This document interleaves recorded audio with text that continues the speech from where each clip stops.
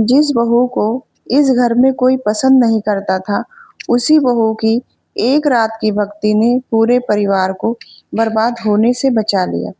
आखिर सावन के पहले सोमवार ऐसा क्या हुआ कि सास खुद बहू के चरण छूने लगी? यह कहानी अंत तक जरूर सुनिए, क्योंकि महादेव की कृपा कब और किस पर बरस जाए, कोई नहीं जानता। जय भोले मित्रों, आपका स्वागत है आपके अपने चैनल भक्ति ज्ञान और कहानी में। आइए एक कहानी हम सुनते हैं। सावन का पहला सोमवार था। पूरे गांव में मंदिरों की घंटियां बज रही थी। एक तरफ हर हर महादेव के जयकारे गूंज रहे थे। उसी गांव में एक संयुक्त परिवार रहता था। परिवार परिवार में सास ससुर, दो बेटे और बड़ी बहू सुहानी रहती थी। सुहानी बहुत धार्मिक थी। वह रोज शिव जी की पूजा करती, गरीबों की मदद करती और किसी का दिल नहीं दुखाती। लेकिन उसकी सास कमला को उसकी भक्ति दिखावा लगती थी। कमला देवी अक्सर कहती, दिन भर पूजा करने से घर नहीं चलता, थोड़ा काम भी कर लिया कर। सुहानी मुस्कुराकर चुप हो जाती। उसने कभी पलटकर जवाब नहीं दिया। कुछ ही दिनों में सावन का पहला सोमवार आया।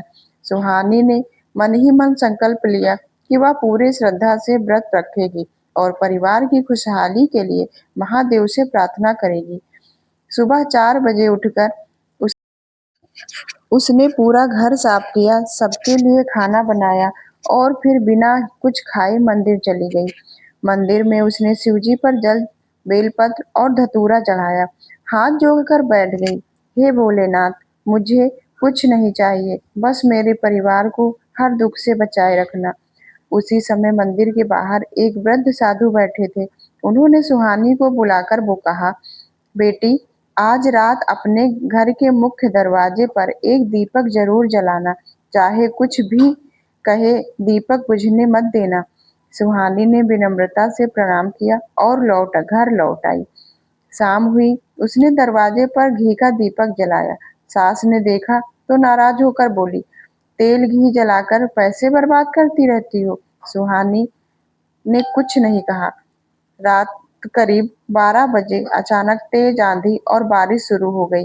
दीपक बुझने ही वाला था। सुहानी तुरंत दौड़कर अपने दोनों हाथों से दीपक को बुझने से बचा लिया।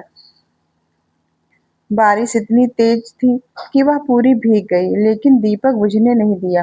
उसी समय गांव के बाहर बने पुराने पुल का एक हिस्सा टूट गया। सुहानी के पति और देवर उसी रास्ते से शहर से लौट रहे थे, लेकिन अचानक उनकी गाड़ी बंद हो गई। उन्होंने काफी कोशिश की, लेकिन गाड़ी स्टार्ट नहीं हुई। मजबूर होकर दोनों वहीं रुक गए। कुछ ही मिनट बाद सामने का पुल पूरी तरह टूट गया। अगर गाड़ी चल पड़ती तो दोनों सीधे नदी में गिर जाते।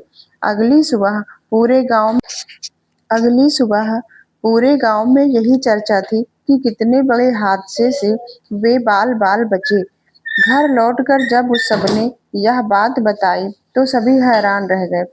उसी समय वही वृद्ध साधु घर के बाहर दिखाई दिए। उन्होंने मुस्कुरा कर कहा, जिस दीपक को इस बहू ने पूरी रात बचाया, उसी दीपक की लौ ने इस घर की आयु बचा ली। इतना कहकर वे आगे बढ़ गए। जब परिवार बाहर निकला तो साधु कहीं दिखाई नहीं दिए। लोग कहने लगे, वो कोई साधारण साधु नहीं थे, स्वयं महादेव थे। कमला देवी की आंखों से आंसू बहने लगे।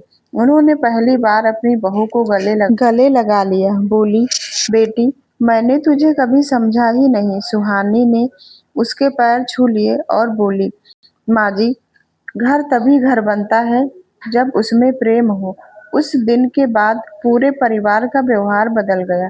कुछ महीनों बाद उसके पुराने कारोबार में अचानक बड़ा लाभ होने लगा। जो कर्ज वर्षों से चढ़ा था वह उतर गया। घर में खुशियां लौट आईं। कमला देवी हर किसी से कहती, सावन व्रत केवल भूखा रहने के का नाम नहीं, सच्चे मन, सेवा और विश्वास का नाम है। तब से हर सावन के पहले सोमवार पूरा परिवार मिलकर शिव मंदिर जाता, गरीबों को भोजन कराता और दीपदान करता। कहते हैं, जहाँ श्रद्धा होती है वहाँ महादेव देर से आते हैं, लेकिन खाली हाथ कभी नहीं लौट आते। हर हर महादेव। दोस्तों, आपको यह कहानी कैसी लगी कमेंट बॉक्स में जरूर बताना और हर हर महादेव जरूर लिखना। जय भोले।